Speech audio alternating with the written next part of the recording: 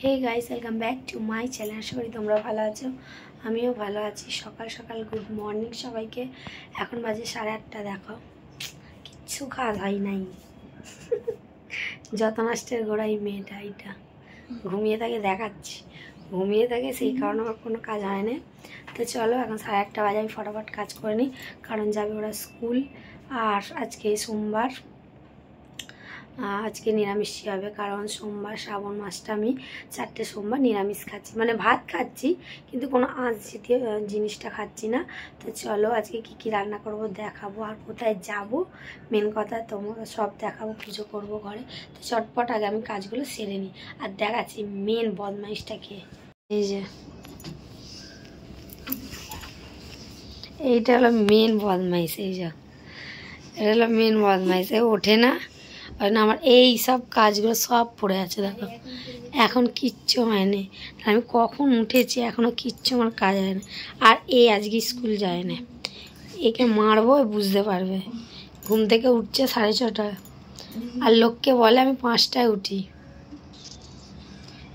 এবার আমি ঘরটা ঝাঁট দিচ্ছি, পড়ছি, কারণ পুরো আমার ঘর খালি। দেখো বিছানাটা পুরো পরিষ্কার তোলা হয়ে গেছে, পরিষ্কার করে তোলা হয়ে গেছে।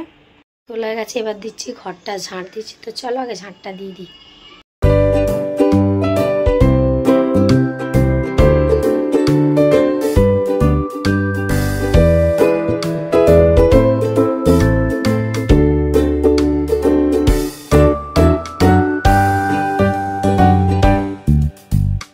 সমস্ত কাজ হয়ে গেছে, পুরো ঘরদোর পরিষ্কার হয়ে গেছে, আর আমার বপুকেও খেতে দেওয়া হয়ে গেছে।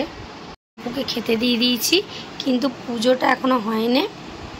ভোলে বাবার পুজো করব, তো স্নান টান করে করব। আমি জামাটা কাপড় ছেড়ে এগুলো সব করে নিয়েছিলাম, আর এখন খাওয়াবো ছেলেকে। তো চলো কি কি রান্না করলাম দেখিয়ে দিই। আমার কাজের ফাঁকেই আমার সব রান্না কমপ্লিট হয়ে গেছে। এতে তো ভাত আছে, এতে ডাল, আজকে নিরামিষ, আর এই যে আলু ভেজেছি, আর এইখানে আছে পটল ভাজা। তো আমি ছেলের ভাত বেড়ে দিয়েছি। চলো ছেলেকে আগে খাইনি, কারণ পড়তে যাবে। আমি এই যে ভাত নিয়ে নিয়েছি, ওকে আগে খাওয়াই। এমনি তো বলেই দিলাম তোমাদের, কাজের ফাঁকে আস্তে আস্তে আমি রান্নাটাও করে নিচ্ছি, তার কারণ কাজও করতে হবে রান্নাও করতে হবে, সব করে নিচ্ছি। এরপর চান টান করবো আর পুজো করবো। তো চলো স্নান টান হয়ে গেছে, এই যে ছেলেকে ঘুম পাড়িয়ে দিয়েছি, কারণ ওকে ভাত খাওয়ালাম, অনেকটা বমি করে দিল, সেই জন্য শুয়ে দিয়েছি। ওকে বিকেলে পড়তে পাঠাবো 4টে 4:30। তো চলো চান টান করা হয়ে গেছে, রেডি হয়ে নিয়েছি, এবার করবো পুজো। তো চলো আগে পুজোটা করে নিই।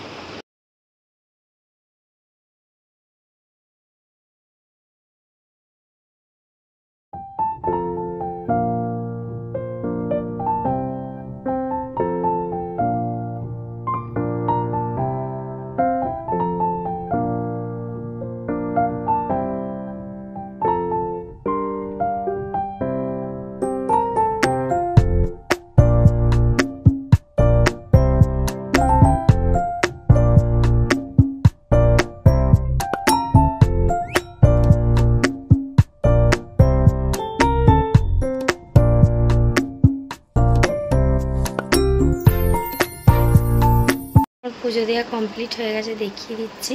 আর হ্যাঁ, খালি ধুনোটা দেওয়া বাকি আছে, তো ধুনোটা দিয়ে যাব ছাদে। ছাদে দুধ দেবো, শিব ঠাকুর আছে।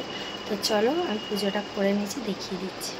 এই দেখো আমার পুজো হয়ে গেছে, পুরো ঠাকুরকে ফুল দিয়ে সাজিয়ে দিয়েছি। এখানে আমার গণকেও সাজিয়ে দিয়েছি, আর এই যে মহা রাজা দুটো বসে আছে। পুজো করে আসা কমপ্লিট হয়ে গেছে, ছাদ থেকেও সব চলে এসেছে। তো প্রচুর খিদে পেয়ে গেছে, আমি দুটো ভাত খাই আগে। তো খাবার নিয়ে নিচ্ছি, ভাত, ডাল, পটল ভাজা, আলু ভাজা।